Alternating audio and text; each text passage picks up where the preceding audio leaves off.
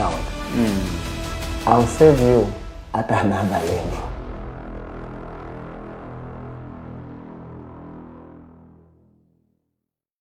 And I don't want to tell you to say I was strong. And I don't want even to believe that there's someone out there who is strong when it comes to grief.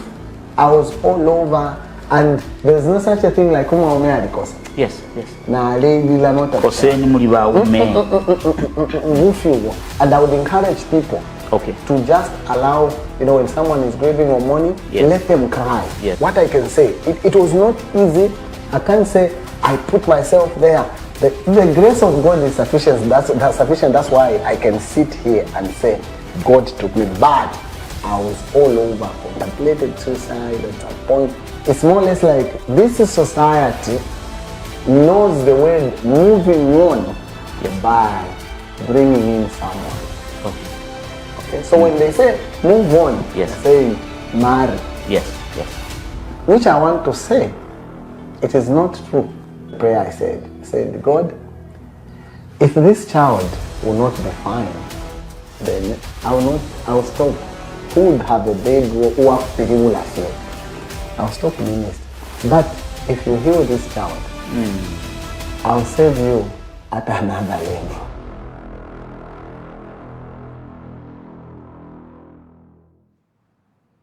Good afternoon, ladies and gentlemen, and welcome to this week's episode of People and Power. If this is the first time that you are watching People and Power, this is a show where we bring aspiring candidates and our leaders to talk about the developmental agenda that they have for this country. As you know, Zambia will be going for its general elections next year, and today's guest is a youthful person, is somebody who is a Mandela Washington Fellow, an entrepreneur, an established author, and so much more. His name is Mr. Isaac Pomboloka, the aspiring MP for Roan Constituency, an independent aspiring MP for Roan Constituency, is one of the youth voices that are taking over Zambia. And today we are going to get to know who Isaac Pomboloka is, the vision that he has for Roan Constituency, and his opinion on the various issues that are affecting the country. So before we get into the nitty-gritty of our discussion, I want Mr. Pomboloka to introduce himself. Welcome to the program, Mr. Pomboloka. Thank you so much for the invitation. I was actually looking forward to this conversation. Yes. Yeah, and I'm so excited. Thank you for extending the invitation to me. And I think you've done the introduction. Yeah. Yeah, I'm a Zambian youth, born in a village called Matipa back in Northern Province, raised and schooled in Luanshya, a place which I consider to be my hometown. And here we are, others you've already said. The one thing why I was also eager and looking forward to this interaction is because I'm from Luanshya. I'm registered to vote in Roan Constituency. So basically, I'm like one of your constituents. I had to move from Luanshya to come to Lusaka, but I'm still a registered member in Roan Constituency. And I have an understanding. It's not like one of those interviews where I'm interviewing somebody about a place that they don't know, but Roan Constituency is where I was born and raised. Grew up in Roan Constituency, did my school in there, started my first business in Roan. So I have a passion of what is happening. And I was excited when I heard that the youth, this time around, young people like yourself have taken it upon themselves to actually participate and be part of the developmental agenda of our country. So as we start, Mr. Pomboloka, I'm going to just jump right into it. What personal experience in Roan Constituency pushed you to say, I need to run for Member of Parliament? That's a very good question. And I'm glad I'm talking to someone from Roan Constituency. And I'm sure by the end of this interview, definitely I'm going to convince you to vote for me in next year's elections. I was at Makoma Primary School. I did some education from there, and I at even Mashiba, Nkrumah Basic by then. Now it now is a secondary B. Yes. And from there I did my secondary education at Roan High School, where I was the head boy. So being the head boy of such a mighty school, you interact with quite a lot of people. You interact with quite a lot of young people who have dreams. You interact with a lot of people with so much potential, and people want to be much more in life. You get the point, right? Now, after the education, most of the time whenever I'm moving in the constituency in Luanshya, I meet quite a lot of people that I was at the same school with. And when I look at their current state, most of them are into drugs. Most of them are just into alcohol, not because they choose to, but because of less opportunities, less job opportunities for these people. Yes. And you know, sometimes the way boredom is, they say an idle mind is the devil's workshop.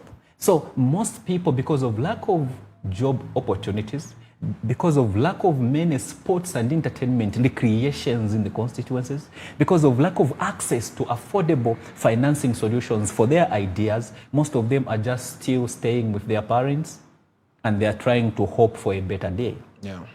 And for me, seeing brilliant minds with potential like them live such a life pushes me to say there is so much that I can do to create an enabling environment that can create opportunities for these fellow youths like me, so that they can equally reach their potential. When I go in the markets, at Roan Market, when I go at Kawama Market, when I go even in Maposa and Mpatamato Market, you are going to find women who are tirelessly working hard, our mothers who take care of ourselves in our homes, and they are struggling to meet ends meet. But the problem is they may have tomatoes to sell, but people don't have buying power. Why? Because in our constituents, there are no proper economic ventures that can liquidate the economy of our constituents. That they can provide jobs, they can provide alternative opportunities for people so they can have jobs to even buy from those markets. So when I look at such things, it pushes me and forces me to ask, will my contribution only be limited to the things that I'm currently doing? Or I can step up regardless of my age to actually aim for a space in leadership. So some of those things, even when you look at the mines, we're going to find that ours is a mining town. Bashmine, most of them, they will go days without being paid until people just start pushing through their trade unions, you know, which is bad because most of our people are miners and they depend and rely on that. Imagine now having delayed salaries when many households are depending on that. And not just about delayed salaries, most of them are working under difficult conditions, lack of proper safety measures, and also lack of terms and conditions. When you ask them how much is the Ishmael getting in Roan constituents compared to how much someone is getting from Solwezi. Quite right, you say, no, the output is whatever. But still, at the end, Luanshya was one of the first town which had a mine fully developed. And it was the garden of the Copper Belt. And with such a beautiful place, and where we are coming from, we expect more from the people who are actually providing employment for these people. But look at the conditions. And to make matters worse, our young people are saying, okay, at least we can be surviving from the dump sites. Let us go so that we can actually even mine and at least we'll pick up certain things and we'll go and sell. You know that most of our youth, by youth, most of them, they survive in such. But when you go there, you find that they'll be telling them to say, "Imoni my illegal miners." You get the point, right? Which definitely I don't also support and promote illegal mining because, you know, a lot of safety concerns comes in mind. But there is a way we can legalize these people through cooperative societies. We empower them with safety tools and at least that can actually sustain their living. So instead of also making sure that this dump site at least also benefiting our people, ideally, our mines are supposed to be benefiting us. By virtue of you having a mine, when you go in other countries, you'll be told to say, oh, the town, the maintenance of roads around that mine, should be That's you. how it was during JCCM. That's the way it's supposed to be. Listen, when people are in a mining area, they are mining diamond and copper or whatever, they should feel the impact that there is a mining industry in. They shouldn't just feel the negative impact of pollutions that are coming from the mines. They should feel the positive impact of the economic activities happening in the mines. Let's say when we tell them to say, the corporate social responsibility, let's say maintenance of these roundabouts will be to you. Painting of these schools will be you. Rehabilitation of these markets will be for you. We give them a mandate. That is the way a responsible operating mine is supposed to behave. But that is the contrary issue where Roan Constituency is concerned. Those factors pushes me to be a voice for change in our community. For Vanamayo in the markets, for my fellow young people who have dreams like me and still they are wondering how they are going to actualize them. And for Bashmaini, okay, our fathers who are actually struggling so that they can facilitate and provide our daily needs. Those factors, when I look at where I'm coming from, in Bemba we say, akachira kambushi, kasengulo pokekele. That is why I feel compelled and convinced that I should definitely be in a place where I can command a level of influence which will make me speak for the people. Mr. Pomboloka, you being a young person, being a youth, what do you believe youth leadership can bring to Roan Constituency that has been missing all these years? There are people that might say, you're too young, you lack the experience, you've never served at that level. Why don't you leave it for people that have got the expertise, people that have been in government longer than you? Why do you think it's time for young people to actually take up leadership? And what will you bring to Roan Constituency that has been missing all along? That's a very good question. But before I even answer that question, let me state that I don't believe that age should be the true measure of effective leadership. Yes. I'm not going for a parliamentary office. I'm not telling people to say vote for me because I'm young. Yes. I'm telling to say give me a chance because I am capable. So I don't believe that just because someone is 60, they can perform better than someone who can be 18. Yeah. We've had great leaders. I would love to mention, Kenneth Kaunda became the prime minister of this country at the age of 39. I am 31. He became president at the age of 40. When Simon Mwansaka Pwepwe, the Kaunda's cabinet, all of them, they were below the age of 45. They were young people. They fought for independence. But that should tell you something about how people, especially who are young, have the energy, the innovative minds, and the creativity to push different agendas in leadership.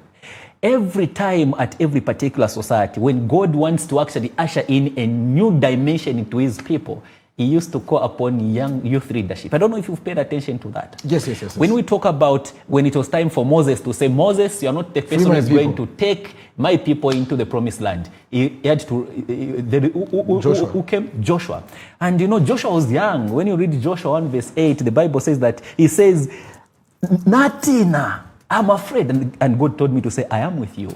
So what I'm trying to say is that just because someone is 60 and experienced doesn't make them proper leaders. Yeah. We have a lot of people who are that, and look where they are bringing us and where they have taken us, where they have brought us. And we have people who are young, who we can point at to say, this one was young, he was given a chance at leadership, and they messed up. Yeah. So capability to deliver is the component that we should be discussing, nothing else. Yes. And coming to why should people give you a chance? What are you bringing that's What different? am I bringing to the table? I'm bringing not just promises, I'm bringing commitment. I'm bringing not just mere rhetoric, yes. I am bringing real solutions. And let me start with this. When you go at Roan Market, you ask Banamayo, they will tell you to say, this gentleman has been visiting us. Most of them have been beneficiaries of our business empowerment funds. Because we know that if our mothers can have food on their table, even the children who are going to school, my sisters and my brothers they are taking care of, they'll definitely have food even as they go to school. Yes. And they'll be growing up in a healthy way. They'll have a bag, they'll have a shoe. You get the point? Yeah. So if we empower our mothers, we empower the nation. When you go at Mpatamato, I'm sure you've seen that since you are from Roan. Yes. People will tell you that we've been doing business empowerment programs. You get the point? Yes. I remember empowering one woman and held that woman like this at Mpatamato Market. In the evening, I was seeing someone in Mpatamato and I found her selling around 19, 20 hours near Pamadan. Yes, I found her. And when she saw the vehicle, she was so excited. She hugged me and said, you've seen, Honorable, the money that you gave me, I even went to order some other things to sell. Yeah. You get the point? I know that this is the woman who is going to take care of the house at home. We've been doing a lot of donations. Sometimes we visit the hospital, find there are no mattresses. We've had times where we just drive, we go and buy several mattresses, go and take to our people. Because definitely when comfort is there, healing is faster. Yeah. We've had situations where my youth comes to me to say, oh, I say, if I give you a 50 kwacha, tomorrow you ask for more from me. But instead, what skill do you have? Someone will say, oh, I was learning a barber shop, but I'm a machine now, I have one, and even rentals and stuff. I was like, I'm going to pay some rentals for you. And I'm going to actually replace your machines. And other people say, no, I think us, we know how to drive, but my license, we can push some jobs. I'll say, let's organize ourselves, guys. Let's pay for your licenses. Yeah. So what I'm bringing on the table is action, not just mere promises. I'm bringing commitment.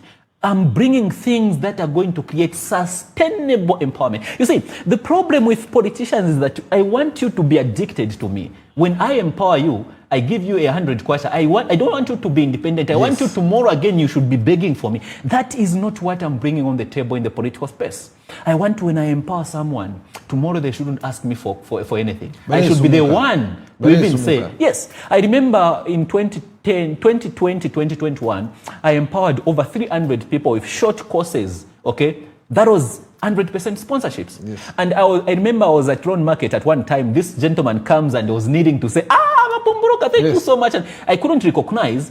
It was part of the people who were beneficiaries. Yes, the initial 300 people. And he was now working with a USAID project in Kapiri by then. And he said, he got a 200 kwacha and he gave me to say, no, I just want to appreciate you for the work that you did. Me, I had already forgotten. That is real empowerment. When you go there, we are taking over 14 to 20 young people who are vulnerable, who can't afford to pay for their education. They have had good results, but they are still in Roan Constituency. They can't afford. We are taking them to universities.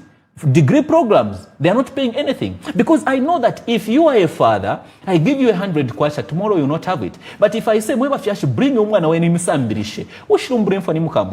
even tomorrow, that person will be educated, will take care of the sibling and the children at home. That is what I mean when I say I am bringing sustainable empowerment. I am bringing real lasting solutions that are going to benefit the community. Suppose they don't vote for me, I will not get worried because I have transformed lives, I have changed lives. And for me, that is what is important. For me, politics should be a way of serving the people. It shouldn't be a way of enriching myself. That is why if you don't just have a heart to help people, no matter what you do, you still can't. Mr. Pomboloka, the people, even I'm wondering here, you've talked about all these empowerment programs that we have been doing. Someone might be wondering, how are you managing to pay for all these empowerment programs? That's a very good question. How you're helping people? That's a very good question. Because usually politicians, during election season, you're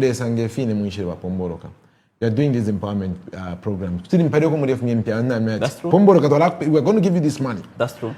Empower these people, but That's your right. allegiance is you have to now pay back once you're elected. We've seen a lot of people that have come, good stories, but their loyalties are to their paymasters. How are you paying for these things? That's a very good question. Let me tell you something. I am a Pan-Africanist. I believe in creating a self-reliant Africa. An Africa which is capable of surviving on its own. An Africa which is capable of feeding its own people. An Africa which is capable of defending its own people. An Africa capable of healing its own people.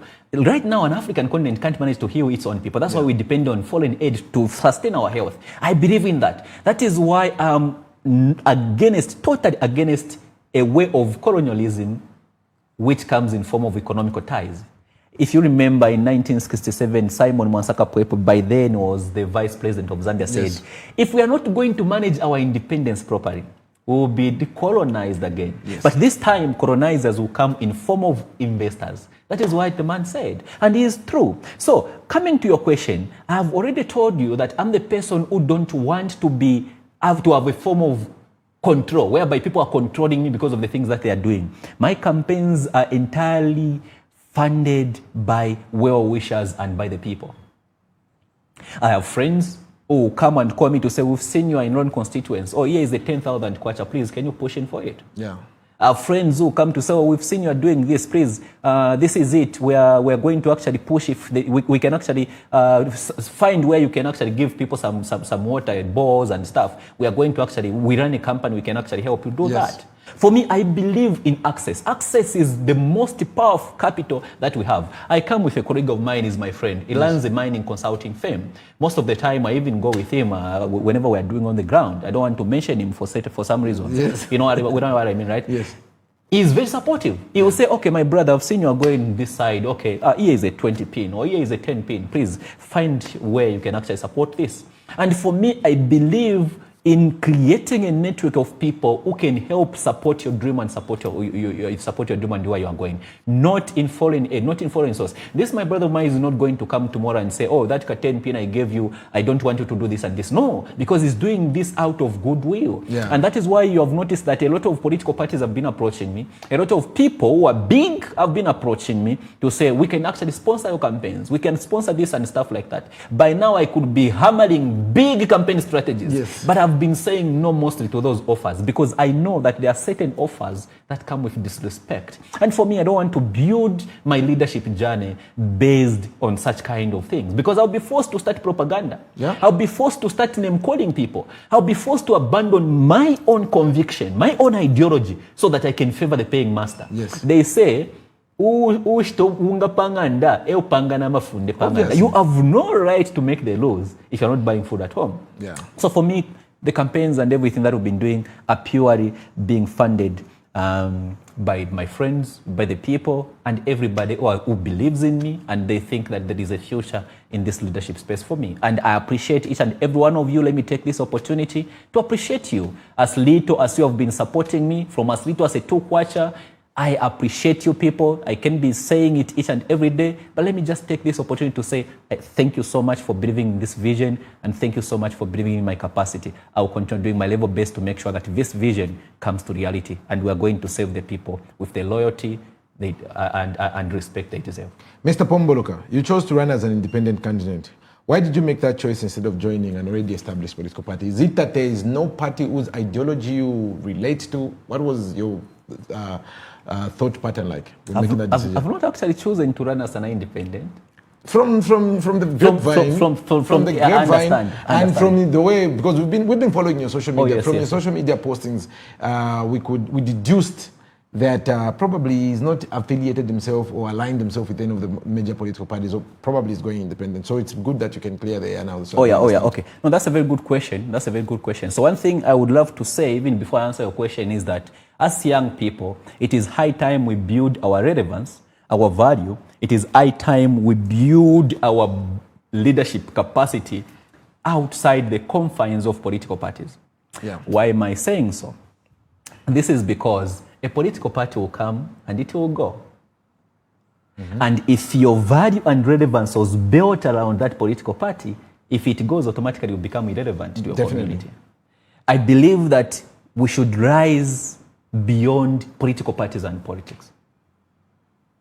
That is why my journey as a person, I've been pushing myself, trying to advance my leadership journey, trying to be a person of service, not just in my constituents, but even in other parts of the country, even in Africa and even in other countries. I've been trying to make sure that I'm a person of value in those locations. Not because I belong to, I'm a Christian or not because I'm a youth or not because I belong to this political party or not, but because my leadership and my capacity and potential should be built on my values and convictions rather than external factors. And that is the challenge I would love to give to other young leaders. We've seen great leaders who came here, but now they are no more. Why? Because they believed so much in a political party, and when that political party came out of power, they became irrelevant. You get the point, right? Yes. Now, to answer your question, I'm not planning to run as an independent, nor am I saying I'm going to run on a certain political party.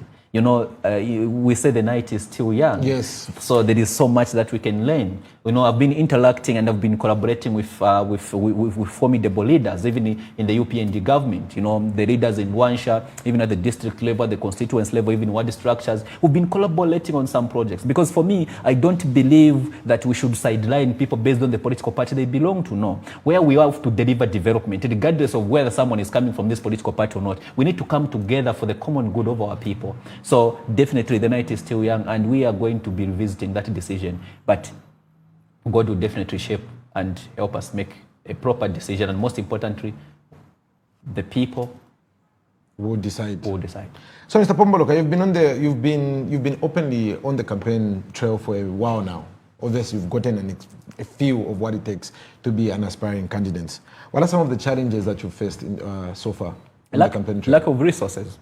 Number one, lack of resources. You see, as you have said, one thing which disadvantages us young people, there are a lot of young people who love to stand as member of parliament, as councillors, as mayors, even as presidents. But most of us, that kills us is lack of resources. We can't run away from the fact that you need resources to run your business, because people don't buy promises anymore. Yes. You need to show that you are capable of taking care of them. So lack of resources has been one of the major challenges that I've been facing. But I'm the person who believes that a perfectly and well-defined vision attracts provisions. Yes. Not the other way around. I'm the person who don't wait for resources for me to start. A lot of people have been telling me to say, you are running for member of parliament, I'm sure now kwa tenda la mine, I'm sure in a starter. Trust me, I don't have money. But I'm the person of the things I've achieved, everything that I've achieved that you know of, everything that I've done in my life so far at 31, every single achievement that I've done, it is something that I started when the world didn't believe in me. Even myself, I was doubting where I'm going to get the next coin to actually finance that project. But at the end, God has a way of making sure that things works. And I always tell people to say, you don't have to be great to get started, but you have to get started in order for you to become great. So I don't wait for resources. But I believe that once the vision is properly crafted, resources will be gravitating towards the person with a clear focus. So that is the thing. That's the first challenge. The second challenge is propaganda. I'm a professional. I've built my experiences, from being the head boy of Roan High School, from being a registered nurse. I did public health, I did digital health, I did leadership in public management. Even I went to Howard University in the United States to pursue my leadership studies. And I've built my career myself. I've built my name. Isaac Pomboloka has become a brand now. It is a big brand, it is a big name. And I've built that. It is as a result of the setbacks that I've gone through, the result of failures, the lessons, the mistakes that I've made is what has built who Isaac Pomboloka is now. So propaganda is is the second challenge I can talk about. So some people, because there are so many people who would love to do what you are doing, but they don't have the capacity or they don't have the courage to step out and say, I want to do this. So when they see you do that, they will think like you are undermining them. Yeah. And they'll come on open to actually create all sorts of propaganda. Oh no, this person is being funded by US. Oh no, this person is stealing money. Oh no, this person is doing this, and all sorts of things. I've actually seen some of this propaganda on the internet. I actually belong to some of the community groups back home. Oh yes. So I read what people post. Yeah, there's been so many propagandas. Like we see that in some of the Luanshya blogs, people will say, no, this man works for USAID, he works for the poor, so the resources is being bringing to the people. I've actually seen that in Patamato, Luanshya stories on Facebook. But I've never worked for USAID. Oh. Like I'm putting it on record. If I worked for USAID, they are hearing me. Yeah. And me, I'm in this by profession. I'm a professional. Yeah. So you find that it's a situation whereby if they say at least I work in hospitals, if they say no, he's been stealing ARVs because I work with ARVs, if he's been stealing ARVs and donating it to people, at least it would make sense. But they are saying no, it's the USAID who's been sending him to now he's getting the USAID and getting political mileage out of it, which is total lies. I've heard so many lies of no, this people was working from there, no, he's whatever, and he was fired and etc. like that. But you see, in NGO sector, like what has happened to people working for USAID when funding was cut, right? Yes. What will happen? Most of them, about 3,000 people lost their jobs, right? Yes. So there'll be propaganda. And in the NGO sector, you get a 3-year contract, a 2-year contract, a 1-year contract. Yeah. So it's been propaganda. No, you stole from there, he was fired. No, so propaganda. But I can't let the voices outside myself drown the conviction within myself. I'm the person who I can see those things and I'll always be smiling because I know that those things are not the definition of what I want to do for the people. And at the end, people will be able to know you by who you are and people will be able to appreciate the works that you are doing and all those things will become history. Otherwise, that is the second thing I can say we faced. So now let's take it back to the constituency. Let's talk about issues that actually are affecting Roan constituency. What do you think the biggest challenge Roan constituency is facing? Let me talk about two. First is poor sanitation. Not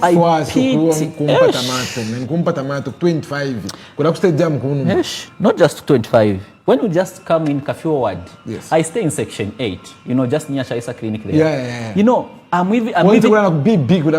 My brother, rain season has started, trust me, we'll be seeing a lot of cholera cases there. Yeah. You get the point, right? Now, here's the thing that I tell people. If IFWASO has been there for quite some time, leaders have come and gone, but still people are there. Those pipe sewer systems were made when mines were being opened some years back. And all of them are damaged such that you repair here, and here again it will be blocked. Now, people are staying in sewer contaminated areas. They are cooking here. There are a lot of fecal matters here. Yes. They are sleeping here, such that now they can't even feel the smell. People have gotten used to the bad smell. It, which is not. People shouldn't be gotten used to mediocrity. Yes. That is poor leadership and misplaced priorities. Because as a leader, you can't let people live in sewer contaminated matters and they make it like it's normal. No, that is misplaced priorities. In 2023, we received quite a lot of CDF, and on community project funds, 0 kwacha was spent on community project funds. How can we have a leadership which is spending 0 kwacha community project CDF funds, and yet people are staying in sewer and fecal contaminated process? For me, that is misplaced priorities. So for me, that is the major challenge. And people are asking me, how can you resolve that? Actually, as we speak right now. That was going to be my next question. How are we going to resolve that, my brother? When you go to John Leng and Kanyama, do you know that they are facing the same situation? Yes. There is a Chinese company which makes manure, fertilizer, using that manures. You know what they do? Yeah. They will actually go there and they'll actually set up the system where those things are blocked. If they'll buy this place, they'll put a septic tank, connect those houses to this so that everything will be coming here. Yes. They employ drivers and people to be taking those and to their factory, and now they are making fertilizer and they're selling fertilizers. Like when I was in university, for my third year project, as a class, we did something like that from Luanshya University. How we can utilize our to make fertilizers. We made fertilizer and we made biogas, like digester, and the technology is easily Now that's adaptable. where I'm coming, my brother. They are telling me, how can you resolve the issue of FIFWASO? I'm glad that I'm talking to someone who knows about this. Yes. Because, when we're telling about this to a small mind, they'll think it's not possible. Yes. Here is my brother. Imagine what is happening there, and and we go to them to say, okay, you have a company doing this. Even us as young people can actually set up that. Yes. And we say, okay, we have these houses, to a large place, we're going to put a very big one here. Yes. Let's connect all these houses to this septic tank. Every week we'll be getting this so that we can be making fertilizer. And most of the people are farmers in Mafuta, Kalamu, and Mpata. Most of the people in Roan Constituency, they survive in farming. Because there was a time when Mailange was very fertile, the soil, yes, but now it's not. Now imagine we put up that small infrastructure making fertilizers. We are solving 3 problems using one. One, we are creating employments. Drivers will be working in this factory. They'll be coming from where? From Roan Constituency. Workers will be working in this fertilizer manufacturing plant. They'll be coming from where? They'll be coming from Roan. So we are creating jobs already. And 2, we are solving problem which has been there for past 10 years now. Because of people will be cleaning up where we are staying. All those fecal matters will be going because they'll be used to make fertilizers. Another problem will be savings for our farmers. Instead of them waiting or buying fertilizers, where it's expensive even for transportation, they'll be buying fertilizers just at the nearby factory, just within our constituents, thereby making fertilizer cheap, and therefore it will even amount to healthy foods and good farming inputs and stuff like that. Yeah. You know what I mean? That is something which is doable. That is something which can even be done. I shouldn't even have to wait. I even shared that with many leaders in Roan Constituency to say, we can actually do that. Yeah. Those people, if we say we can't set up that yet, we can engage people already doing that. Yeah. We have them in Lusaka here. We have them in other countries, in other towns. These people are willing to come. It's business for them. Yes. You give them license and permission. Instead of us complaining that the waste, that is the sewer waste, is a problem, we can change our perception about it and actually look at it as a resource. As a resource. It will be a resource. But the thing is, when I talk about those ideas, most of the people will say, these are the things that are happening in other towns and other communities. These are not far. That's why, coming to another problem that we're having in our constituency, that we politicize everything. Yeah. Propaganda, lies, deceit. It's like we are used to old-timer politicians who have nothing to offer other than propaganda. If you bring another politician here and you say, can we debate based on ideas? They can't even open their mouth. Yeah. Because they lack ideas. You get the point, right? But if we let's start propaganda, they'll be the loudest. Let's start name calling. No. Propaganda is not going to develop the community. What develop communities are brilliant ideas. That's why people are saying Apani new. Because we need fresh ideas. Yeah. We need fresh minds like you to bring your heads together and create something formidable which is going to be a benefit to the people. Mr. Pomboloka, if elected in 2026, and I will. What will the first 100 days prioritize? What will be your priorities in your first 100 days for Roan? What does the first 100 days of Isaac Pomboloka as MP for Roan look like? The first 100 days will be full. It will be flat out survey of the people's needs and problems. You see, most leaders, you think like as a leader, you think like you are all wise, you really understand what people are going through, but not until you listen to them. There are so many times where leaders will actually say, no, people are stealing, and the leader will say, okay, let me lobby for a police post. And they will build a police post. They are thinking that crime rates will reduce. But the question you need to ask is high crime rate the main problem? The main problem is that by youth don't have jobs. They don't have what to do. Yes. You get the point? So you think, no, so you end up solving a problem. You think you are solving a problem. In the actual sense, you're not solving a problem. You are solving the effect of a particular problem. You're not tackling the root cause. So the first 100 days for me will be flat out consultation with the community. Like, what is it that we need to prioritize? Someone will go and build a mortuary somewhere in the outskirts of Roan Constituency. I'm not saying that is bad. It is very good. Yes. It's very good. Building a mortuary is very good. But the question is it a priority? You get the point, right? Yes. That is the critical point. So for me, the first 100 days will be about proper consultation, because they say if you plan things thoroughly, it's like you are 60% done. Yes. So I will be on the ground to properly understand and listen to the real voice of the people, compile a proper report and survey of what is it that people want me to prioritize to work on. What is it that they want me? I'm not just making decisions on my own. No. So, Mr. Pomboloka, in your own personal capacity, what areas of Roan's development have been neglected the most, and what immediate plans do you have to revive them? I've talked about the sewer issue. I've talked about the sewer issue, yes. And I've talked about how I can actually solve that. Yes. And I touched about, lack of empowerment programs. Yes, especially for the youth. Yes, especially for young people. You see, my brother, that is something which is on my priority. That is part of my manifesto.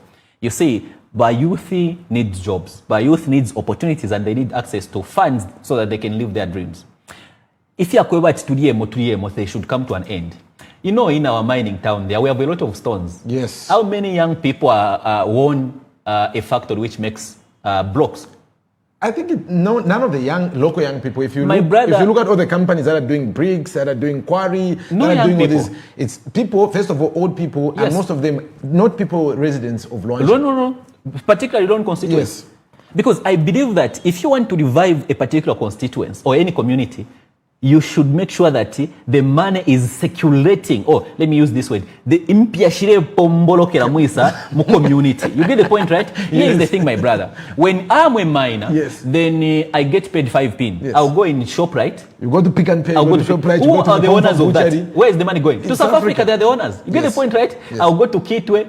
And I'll go to Ndora to buy my shoes and stuff like that. Oh, where is the money going? At the end now, people in the community will say, Nachu Luanshya. Why? Because there is no money which is circulating. Roan Constituency. Yes. You get the point? Yeah. That is why my priority is to make sure that I develop economic ventures that are going to make sure that the money is circulating. For example, I would get a group of young people to say, Imwe, come together, make a formidable cooperative. We are going to empower you. We are going to empower you with money so that, and we are not going to give you money direct. We'll give you making machines. Yeah. A lot of stones in our constituency, brother.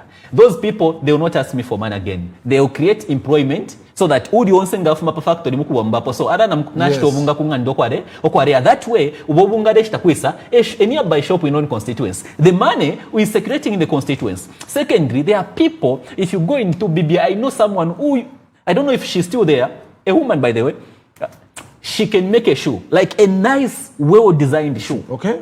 You get the point, right? And if you look at the machines that they can use, they are just a few machines. You put up a factory to say, start making shoes. Okay? And people from Kitwe, when we open up a shoe making factory in Roan constituency, they will not be going to China to buy shoes. They will be going made in Roan, a shoe made in Roan. But when I talk about those things, people will think like it's not practical. My brother, these are things that are currently being done even in other communities. Mr. Pomboloka, when you go to Roan, per section 6, by the way, after power per section 6, if shada. Yes. Tabaku say shada. How do you plan on tackling that? Because I remember before I left Luanshya, I used to do a program. It was called the Community Concern. Every morning, people would call me and talk about what's going wrong in the communities. And one of the major concerns, especially after Roan, fi shada from section 6. Bakanso bakafuta besa mkusumia.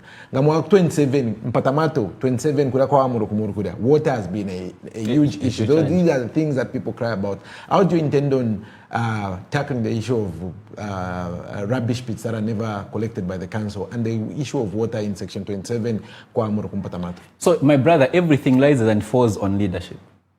Where there is credible and influential leadership, there are certain things that shouldn't even be a topic of discussion. For example, where there is credible leadership, we shouldn't even be discussing how we are going to, that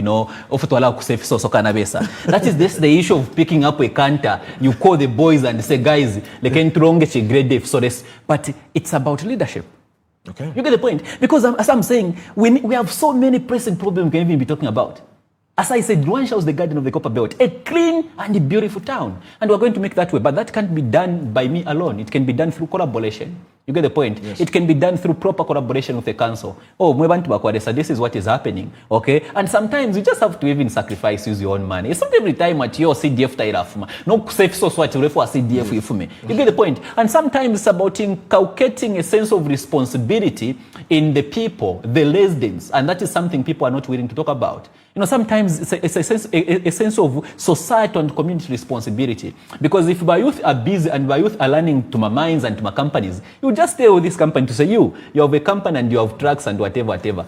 Please tell your people this time, as part of corporate social responsibility, you can actually do this point. You get the point, right? Yeah. So the reason why we are saying this issue needs CDF, this issue, is because currently there are no firm and big credible economical ventures that we can run into as a source of corporate social responsibility other than the mines. And that is something that needs to change. You get the point, right? Yes. Copper is a non-renewable asset. It's diminishing resource. And we need to make, that's why a lot of people now are shifting to Soro. Is why? Because that is where now a lot of copper has remained. In copper belt, most of it is being, but still there is still a lot. But the point I'm making is that we shouldn't entirely depend, we shouldn't have an economical system which is entirely dependent on the mining sector.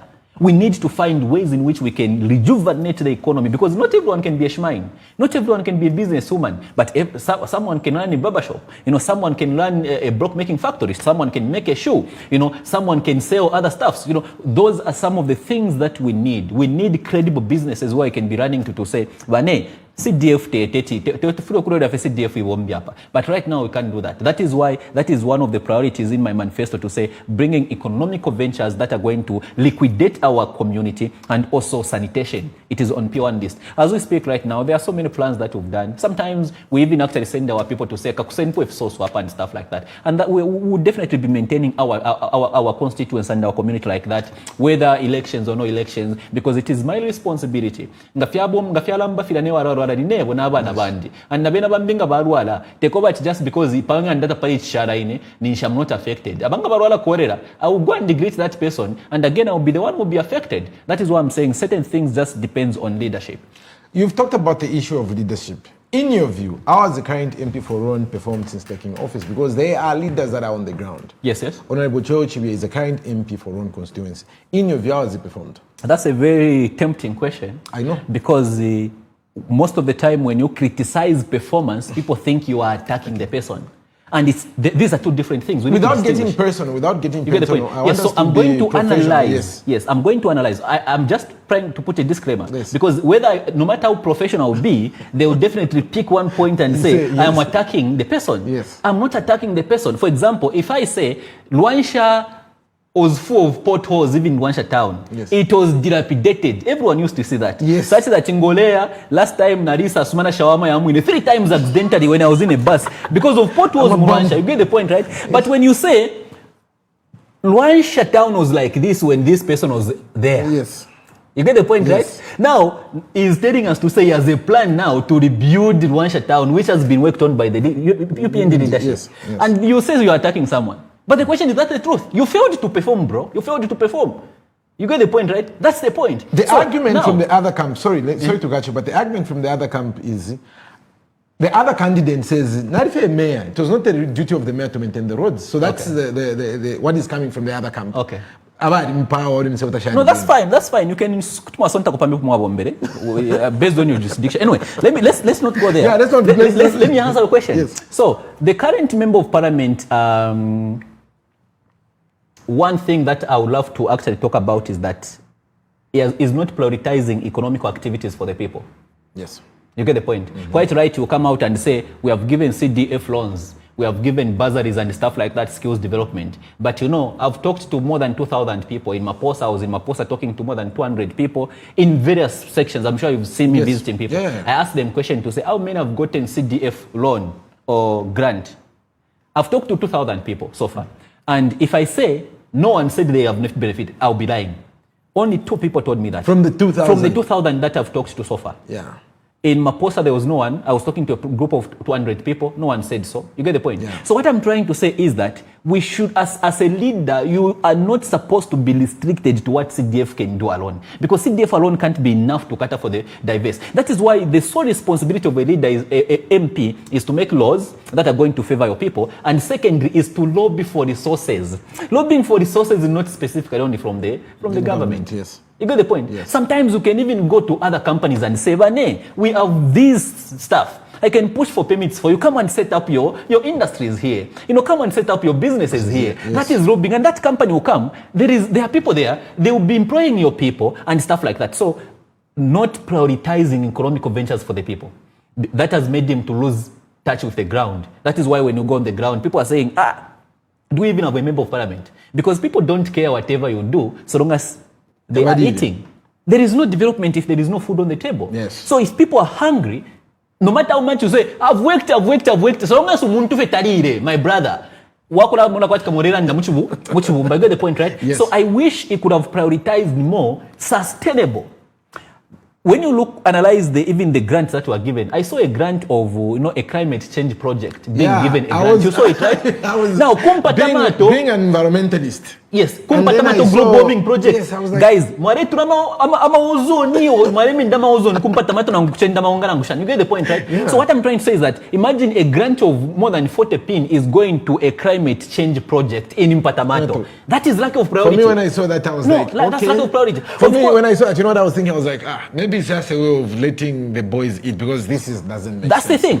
And for me, when I say that, people will say I'm attacking him. No, I'm talking about the performance here. Yes. You get the point. We have not even mentioned personalities. Yes. And another thing that we can talk about is in 2023, we received money for community projects.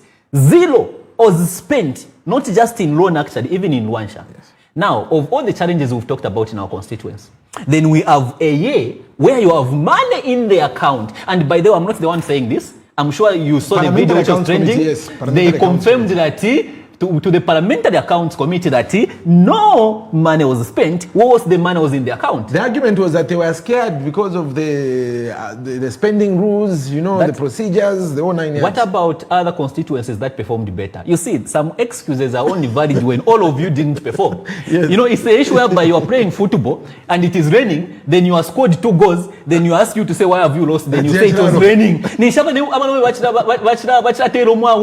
get the point, you know what I mean, right? Yeah. So those are some of the things that I can talk about. So I wish my elder brother could have been more strategic in terms of how he's unlocking opportunities for young people. Yeah. Being a leader, it shouldn't just be restricted to CDF. No. There are so many things. It moves in countries just like me. It travels countries. There are so many, deals it can strike to say, okay, I'm coming from this community and I see you are doing this. I think we can push so that you can set up this. At the end, that will be benefiting the people of Roan Constituency. So for me, I'm more heavy on economic ventures because so long as in Shidi Reine, Nangwinga Mpangire Filishani boy, still I will just be saying Tawabomba because I'm hungry.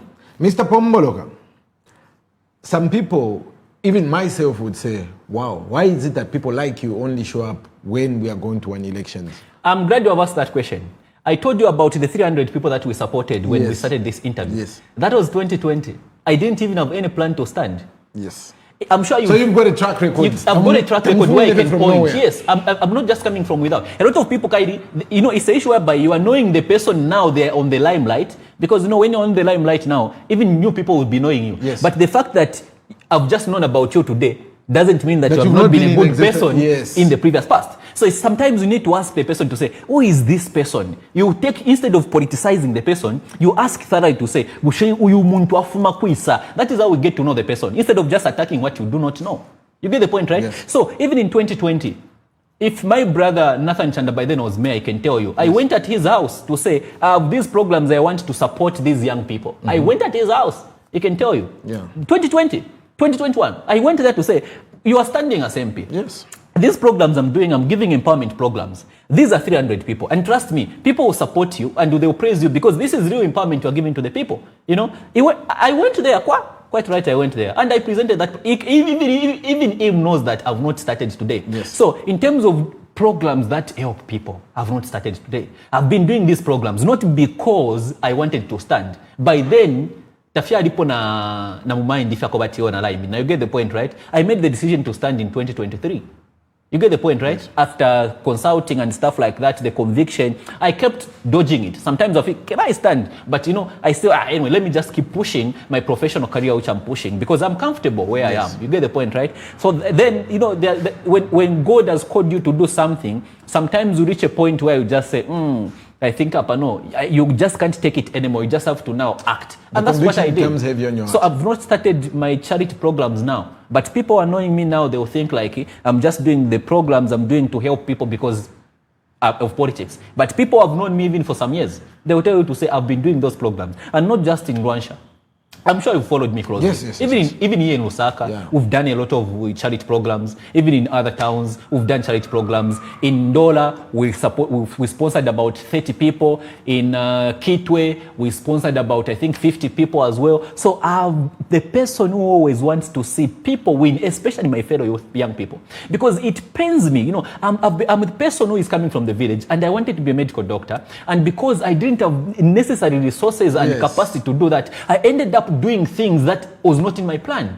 It's like a part of me was killed. I don't want a person to go through the route that I went through. If I can help the person to live and achieve their dreams, for me, I can say that is life well lived. Mr. Pomboloka, this is on a lighter note.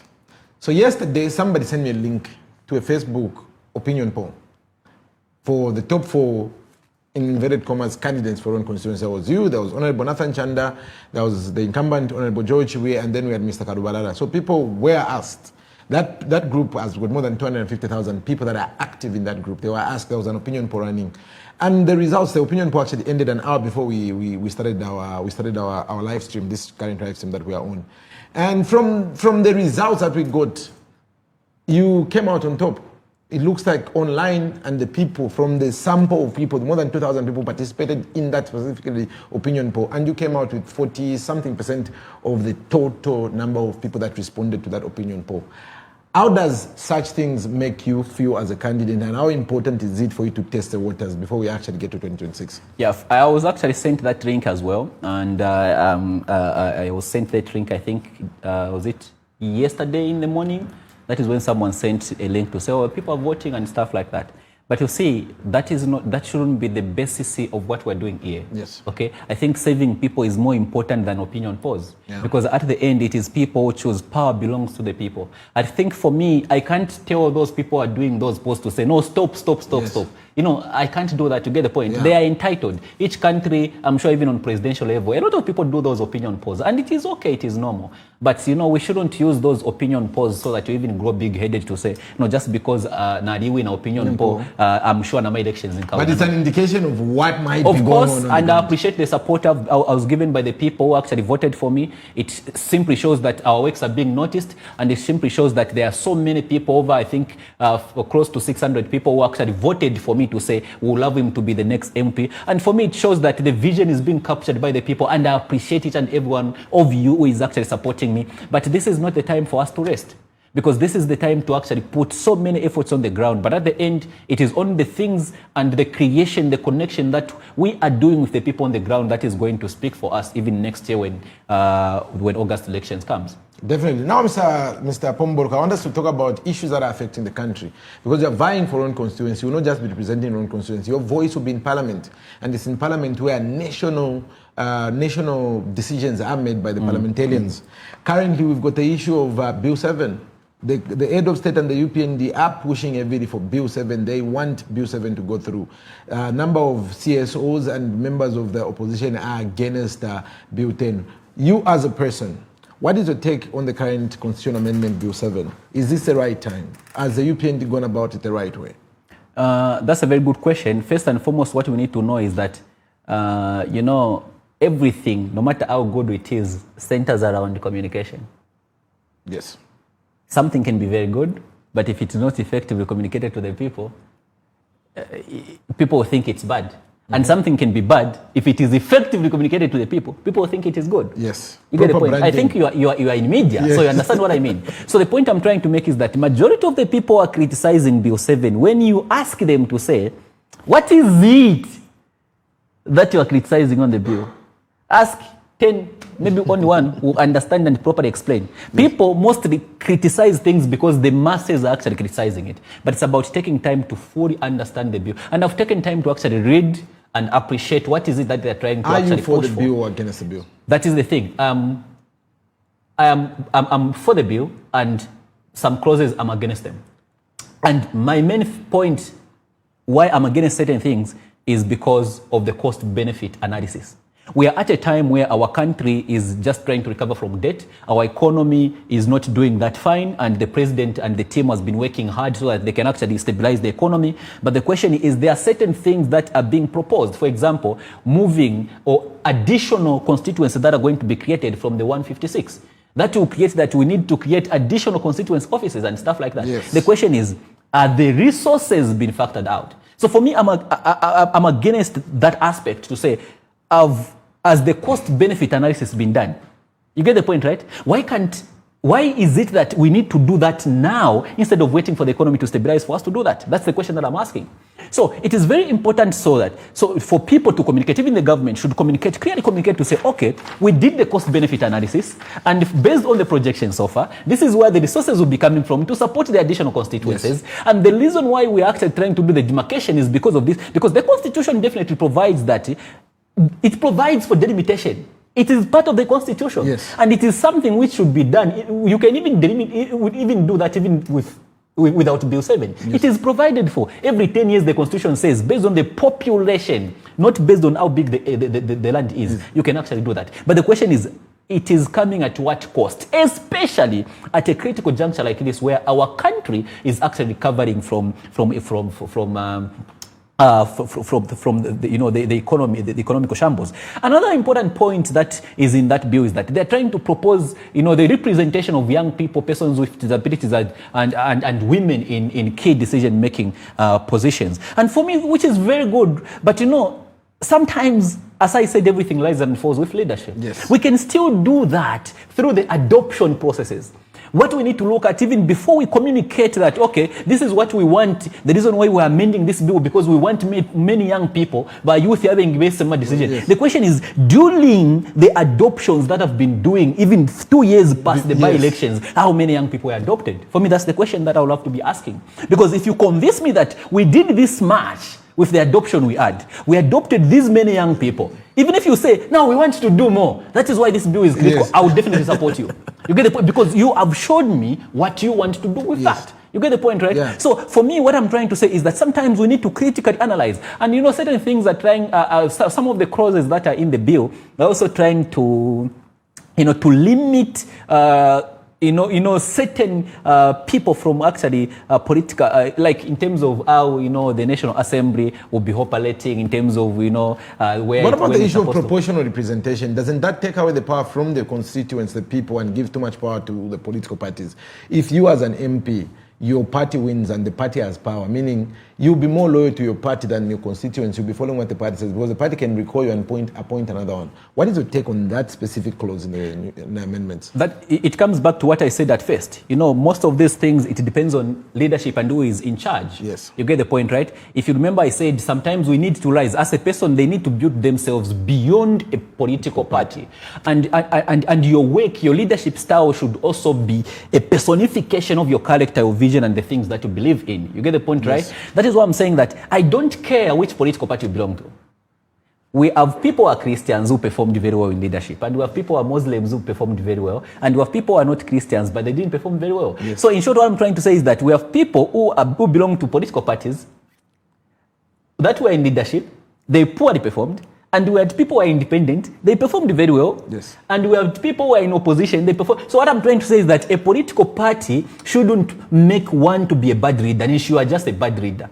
You get the point, yes, right? So you can't say, because, for example, I can give an example of one of my favorite MPs, Sunday Chanda in Kachimbia. Yeah, Kachimbia. Kachimbia MP. Is where? Is in government. No, he's an opposition. So is the man who has not allowed a political party to limit what he can do for the people. Where it comes to collaborating even with the UPND government, Sunday Chanda actively collaborates with them. Now the people want you, because you are in opposition, to oppose anything, even if it's making sense. Just because we're in opposition, even if the government is doing something well, for example, free education, for example, constituency development fund being increased, that is decentralizing the what? Development, bringing development next to your door. Those are something that should be supported, of course, with proper implementation of the project. Those are something that needs to be supported. So it's not everything that we need to be criticizing. Since I joined my politics, a lot of people, they want me to be commenting anything. No, someone wants me to comment. Or if someone wants me to comment, I was saying, guys, wisdom calls that it is not everything that you have to be talking about. Yeah. There are certain things that you just have to let pass. You get the point? You can't just be criticizing everything. Or you lose value. Yeah. You lose relevance. You can't just be everywhere, making noise everywhere. Yeah. Noise does not equate to impact. Yeah. You get the point? So I hope I've answered your question. So it's not necessarily about which political party. That is the mindset I don't want young people who are fighting to bring in a new dimension, a new brand of politics. That is the mindset I'm trying by all means to advocate that we move away from. A lot of people complain and say, once to have voted. We've seen these things, even in Roan Constituency. We've had MPs that I don't want to mention names, but there was an MP that we voted for after he got elected. What guarantees can you give the people of Roan that if they elect you, when they elect you actually, you will not disappear? Yeah, that's a very good question. And I get that question a lot because I want to now got trust issues. It's like my relationship. We plus we also have trust issues, which is very important. And one thing I can tell is that a snake is a snake. You get the point? Yes. And the dog is a dog. Yes. And the sheep is a sheep, no matter the circumstances. There are people like me, or even people I was with in grade 12, or even people I was educated to, they will ask you, they will tell you to say, this is the person who has been very supportive. Yeah. His journey has been filled with leadership. This is the person who doesn't want to see me struggle. Ask, I can give you a research. Yeah. Do a research. Most people I've grown up with, they'll tell you. So that is something which is in me. And you've seen, I'm a global speaker. I have won global awards. I've won awards at global level. I've won awards at national level. I've won awards at continental level. These awards have not come as a result of me making promises. They have come because of the impact that I'm making to the lives of people. You get the point, right? Yes. So people do not award someone simply because of awarding them, or else everyone could have gotten an award. Yeah. People award people because they are making contributions that are bettering the lives of people, right? So the point that I'm trying to make is this, my brother. I am the person who wants to see you succeed.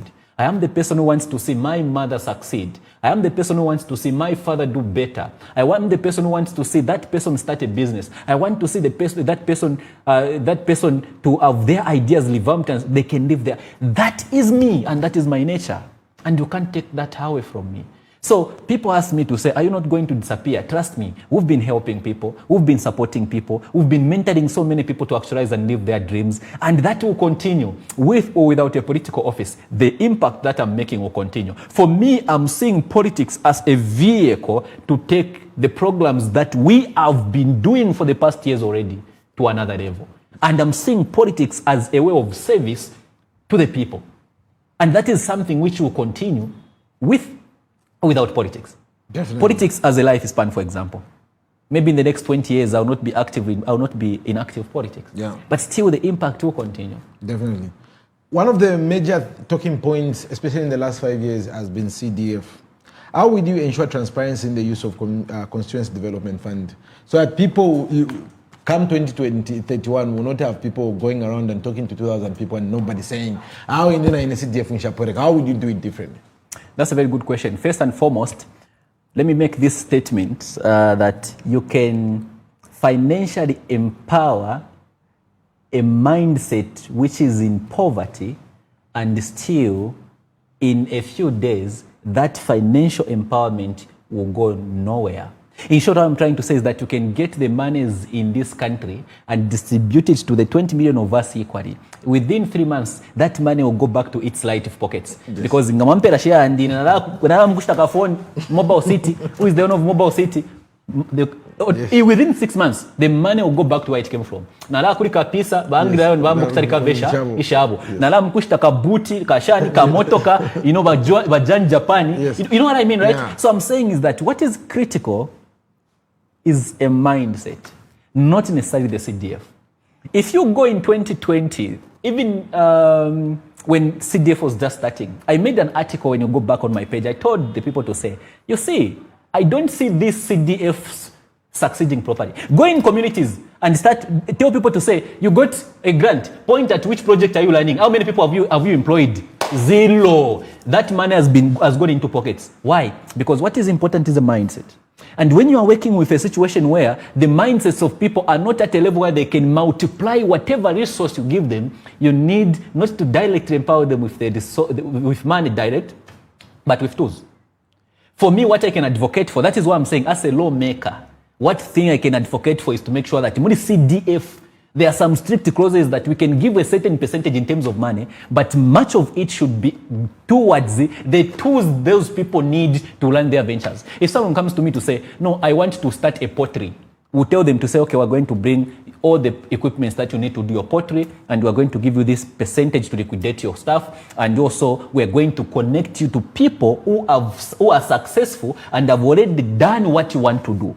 When we do that, this person will not make many mistakes. Why? Because the person is under the guidance of mindsets that have accomplished what they want to accomplish. If someone comes to say, I want to run this business, connect them to think tanks that are going to support and mentor them, empower them, equip them with the mindset needed to run that project. The problem we are having nowadays with CDF is that any person can even use ChatGPT to download the business plan and take it to the constituency development office and say, this is it. They are given a photo pin. By tomorrow in Chipata, you heard that someone took to a traditional witch doctor so that the money can be multiplied. The following day, Shlaini disappeared. Why? Because mindset. What we need to work on is the group that we're dealing with. Do they have the mindset, the know-how? When I say the mindset, the know-how to run the project. We are talking about a climate change project which someone in Patamata was given. I don't know if they were fixing global warming or what. But the question is, are you definitely going to, how many jobs are going to be created from that? Because as far as I'm concerned, Constituency Development Fund should be used to better the lives of people. That is even its motto, not yes, so. Yes.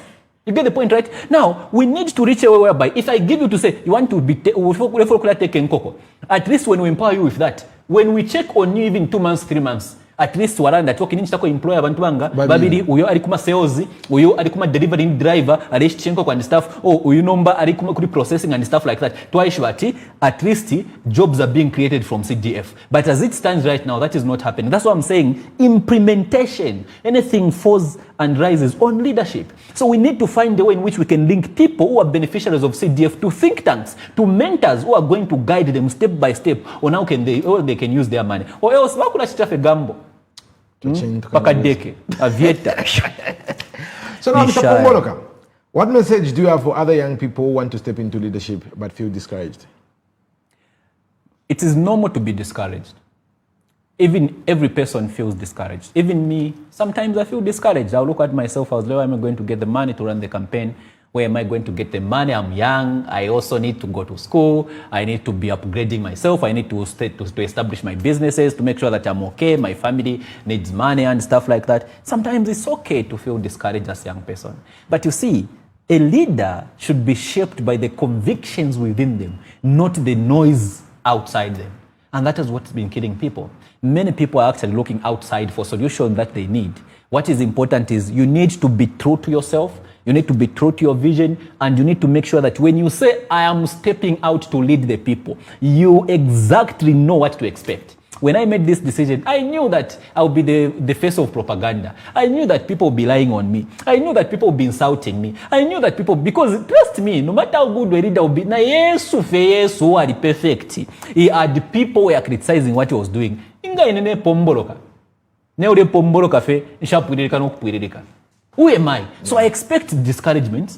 I expect people to criticize me. I expect people to lie, to do propaganda and all sorts of things on me. But the thing is, I should be guided by the conviction within me. Because it is the conviction of my dream that should shape the community around me. If as a leader, you feel discouraged because of external factors, then definitely you are not ready for leadership. Okay. So Mr. Pomboloka, we've been at it for over an hour. As we're coming to the end of our interview and our discussion this afternoon, why should people of Roan trust you with their vote in 2026? I have a credible track record of professional experience. I'm not the person who's just coming, or stuff like that, or someone who has not passed through what they are passing through, especially by youth. I'm the person who have found myself several times with lack of opportunities or lack of employment. I've gone through that path and I've emerged victorious. You know, I'm the person who has a track record of professional excellency in every space that I've worked in. You get the point, right? Yes. I have a track record. People can even point to say, Isaac was here and this is the impact that he left. So quite all right, I may be new in terms of politics, but I'm not new in terms of leadership. Because I was a leader even before I realized that I was a leader. As I said, from being the head boy of Roan High School is a mighty school. The head boy of Roan High School at a very young age. I think I was 17 by then when I was the head boy of Roan High School, if I remember very well. So what I'm trying to say is that I'm not just coming from without. I am the person who has a track record of servitude, a track record of leadership, and this is something that I want people to look at me. So people are trying to judge, should we vote for this person? They should look at us to say, what are their track records of accomplishments and achievements? They should separate our faces and just critically look at that. And for me, I'm not saying vote for me because I am young. I'm saying vote for me because I'm capable. And I'm not just saying I'm capable to deliver. I'm saying I'm capable because I am delivering even right now. So that is going to give people confidence because I'm not just talking. I'm not just, the things that I've talked about even now, everything that I've talked about are things that I can prove. Even when you take me now to say, this point, let's go you prove. I'll prove it. Yeah. How can people reach you, volunteer for your campaign, or follow your work? We need the team. We need Roan Pomboloka. We need a lot of people of Pomboloka. So my social media platforms are open. So I have two Facebook platforms. The first one is my page, which is Isaac Pomboloka.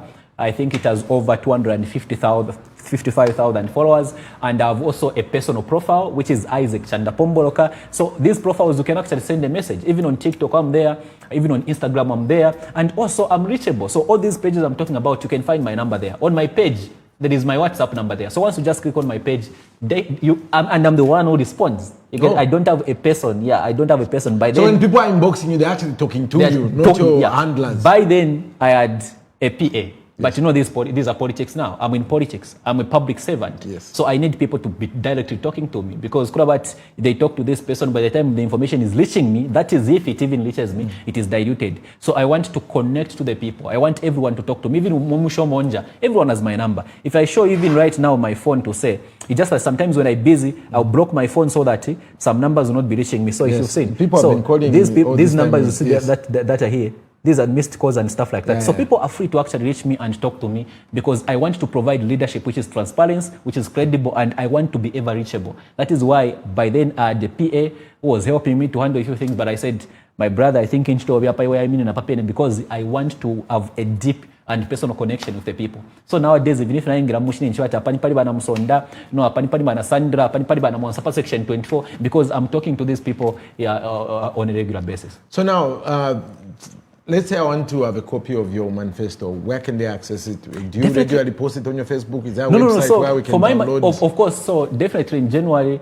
the website will be up and running where it will have full manifesto and everything. Okay. So for now, the manifesto is ready. But for now, we've been sharing it with people on the ground. Yes. I've been speaking a bit of it on my socials, of course, like what we've done right now, centered on economical transformation, and it is centered on proper sanitation facilities and proper the creation of facilities for by youth and all those things. Those things are part of the manifesto, and also credible leadership, transparency, and all those things. So the manifesto is there, but I want my manifesto not to be on paper, but to be in the lives of people through and that is why you've seen that even if I post a video, when I've gone interacting with my people, when I post a video, when I start talking about that, I'll definitely cut the clip. I'll just post something to just show that, okay, I'm on the ground, I'm interacting with the people. Why? Because I want my manifesto face to be in the hearts of people, not just on paper. Africa has become a museum of policies. We have a lot of policies, a lot of laws that we don't even follow. So we are good in terms of putting things on paper that we don't even implement. But I don't want even me to base my leadership based on such things. I want my leadership to be based in the hearts of people as I serve them. Mr. Pomboloka, it was a pleasure. Now I have a question for you. Please. You've been asking me. Yes. You have studied the political landscape of Roan Constituency very well. Yes. based on the conversation so far, and I'm not the first politician from Roan you've talked to. I've talked to almost everyone. I don't want you to lie. Publicly, yes. Tell me, if we had to vote today, who can you vote for? So, you know, Mr. Pomboloka. Answer the question. Yes, I'm going to answer the question. And that question should be based on... From me personally, I'm a registered voter for Roan Constituency. This political season, you are the first candidate that has actually responded to our call. I've reached out to everyone, but they're too busy. I think this platform is small and they cannot interact with us. So for me personally, the fact that you've taken time from a busy schedule and you've come here to come and say, no, you've called me, you respect the fact that we've got a platform and you've shared your interactions with us on this platform. For me, that goes a long way personally. Secondly, you are somebody who seems to know what you're talking about. Because I'm from Roan, I know the actual promises. Where you warn me is where you understand that SUA is not just a problem. You change your mindset, it can be a very important resource that can actually be beneficial to the people. So I feel like, unless something changes, I feel like you're on the right path, and I feel like what the opinion poll is saying. My brother has already publicly declared that his vote belongs to me, to cut the story short. Thank you so much, sir.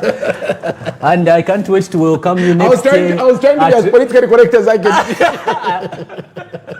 No, I'll invite you for coffee at the Roan Constituency office. Yes, around about Rumbapa. Constituency office. Ukapawamia uisakama tapakula moneka file next time, okay? Chamse bwana, last time na rikona ifuna badi fidia. Wala kwe what you have started name calling. Leken to the fiafuna. Anyway, Mr. Pomboloka, thank you very much. So to everybody that was tuned in, this is People and Power. This is a platform where we bring our political leaders to talk about our country, how we are shaping our country, and what needs to be done. Before you make your decision come next year, make sure you analyze the people that are giving themselves up to serve and represent you. At the end of the day, Mweba Kankara and Mwebo, Mwena Zambia and Mwebo. And to our other candidates, this platform is open. Reach out to us anytime. We want to give you a platform. We want to engage with you and get to understand what you are offering to the people of Zambia. Until the next time, Lesami Pale, remember it is one Zambia, one nation. And I don't want to tell you to say I was strong. And I don't want even to believe that there's someone out there who is strong when it comes to grief. I was